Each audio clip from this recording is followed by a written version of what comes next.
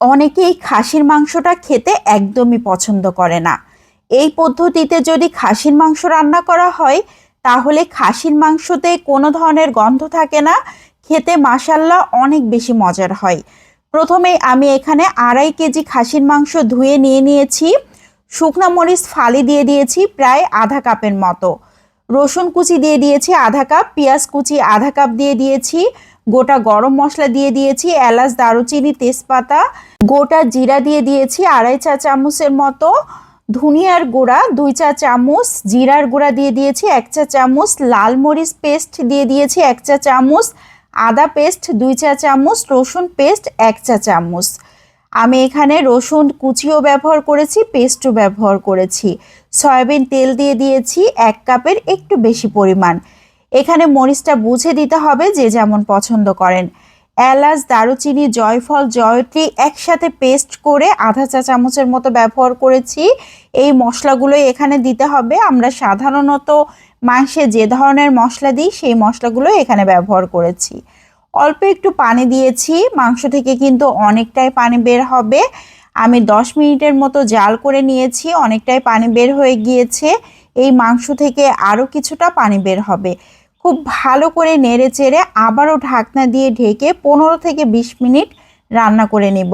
খাসির মাংস খুব দ্রুত সিদ্ধ হয়ে যায়, এভাবে রান্না করলে অনেক দ্রুত কিন্তু রান্না হয়ে যায়, আবার খেতেও অনেক মজার হয়। তো আমি আবারও 15 মিনিট জাল করে নিয়েছি। মাংসর পানি অনেকটাই শুকিয়ে এসেছে, মাংসে তেল উঠে আসা মতো কিন্তু হয়ে গিয়েছে। এইভাবে গোটা মশলা দিয়ে মাংস রান্না করলে অনেক বেশি মজার হয়। আমি এখানে পেস্ট করা মশলাও ব্যবহার করেছি, অল্প পরিমাণে গোটা মশলাও দিয়েছি। এখন দিয়ে দিচ্ছি চুই ঝাল। আমাদের খুলনার মাংস রান্না বলতেই কিন্তু চুই ঝাল দিতেই হবে। চুই ঝাল ছাড়া মাংস রান্না করলে কেমন যেন একটা খালি খালি লাগে, মনে হয় কি যেন একটা মশলা বাদ পড়েছে। চুই ঝাল দিলে খেতে অনেক বেশি মজার হয়।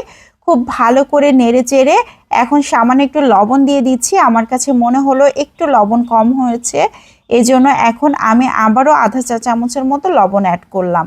এখন খুব ভালো করে নেড়ে চেড়ে ভাজা ভাজা করে নিতে হবে। অনেকক্ষণ ধরে কিন্তু এভাবে কষিয়ে নিতে হবে।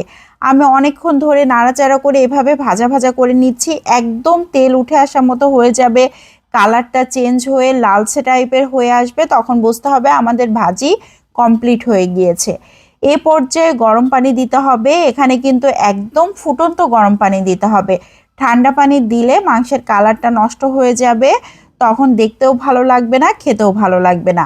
আমি অল্প পরিমাণে পানি দিলাম, চুই ঝাল ব্যবহার করেছি এই জন্য। চুই ঝালটা না দিলে, পানি না দিলেও কোনো সমস্যা হতো না, ওইভাবে ভাজি করে রেখে দিলেও খেতে অনেক মজার হয়। চুই ঝাল দিয়েছি এই জন্য অল্প একটু ঝোল ঝোল রাখবো, এই কারণে পানিটা দিলাম। তো বেশ কিছুক্ষণ জাল করে নিয়েছি, মাংস রান্না প্রায় কমপ্লিট হয়ে গিয়েছে। ঝোলটা যে যেমন পছন্দ সেভাবে রাখতে পারেন। আমি গায়ে মাখা হালকা একটা ঝোল রাখবো, একদমই ভুনা ভুনা করে ফেলবো। এভাবে রান্না করলে কিন্তু কোনো ধরনের গন্ধ থাকে না, খাসির মাংস যে খাচ্ছি সেটা বোঝাই যাবে না, মনে হবে যে এটা একদম অমৃত খাচ্ছি, এত বেশি মজার হয়। তো কেমন লাগলো সবাই লাইক ও কমেন্টের মাধ্যমে অবশ্যই জানাবেন। আমার কাছে মনে হয় সব থেকে সহজ রান্না হচ্ছে মাংস রান্না। আজকের মতো এখান থেকে বিদায় নিয়ে নিচ্ছি। সবাই ভালো থাকবেন, সুস্থ থাকবেন। আসসালামু আলাইকুম।